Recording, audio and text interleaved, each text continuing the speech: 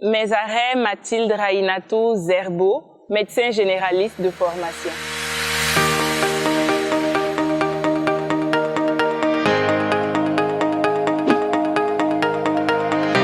Un médecin généraliste, c'est quelqu'un qui prend en charge les malades, qui prend en charge normalement toute pathologie médicale qui arrive en consultation. Un médecin généraliste peut travailler dans des cliniques, il peut travailler dans le public, normalement dans les hôpitaux publics, que ce soit à Ouaga ou en province. J'ai choisi la médecine déjà parce que depuis toute petite, j'ai beaucoup entendu les gens dire qu'être médecin, c'était intéressant. Et dans mon entourage, j'avais pas mal de cousins, pas mal d'oncles qui avaient fait le domaine. Donc, en plus de ça, j'aime accompagner, j'aime être auprès des gens dans leur souffrance, dans leur douleur, pour leur redonner de la joie. Moi, personnellement, c'est ce qui m'a poussée et motivée à faire la médecine.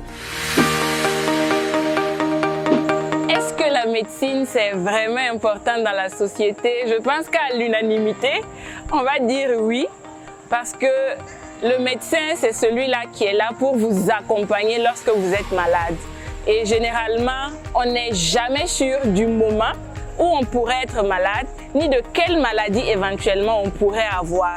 Donc, être médecin, c'est utile, c'est nécessaire, c'est même crucial pour notre société, je dirais. Déjà, pour faire la médecine, il faut avoir fait un bac scientifique. La médecine, c'est 7 années d'études au Burkina Faso, normalement. Il peut arriver qu'on aille au-delà. Dans d'autres pays, c'est beaucoup moins. Ça peut être 5 ans ou 6 ans dans les pays occidentaux. La médecine, c'est, on va dire, pendant les premières années, un peu de ce que nous, on appelle dans le jargon du boileau.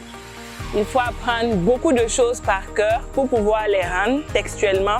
Bien entendu, en plus du par cœur, il faut comprendre aussi ce que tu as appris.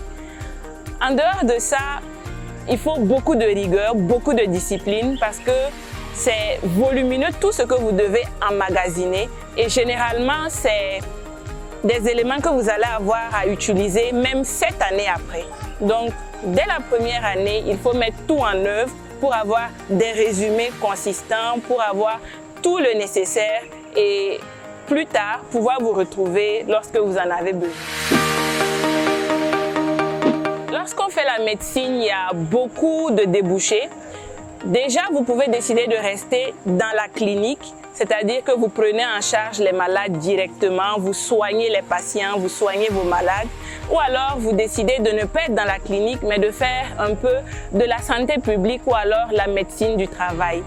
En général, après vos études de médecine en tant que généraliste, vous avez l'opportunité de vous spécialiser et il y a une multitude de spécialités qui se présentent et qui s'offrent à vous, notamment la gynécologie, la pédiatrie, la médecine interne, la psychiatrie, etc., etc.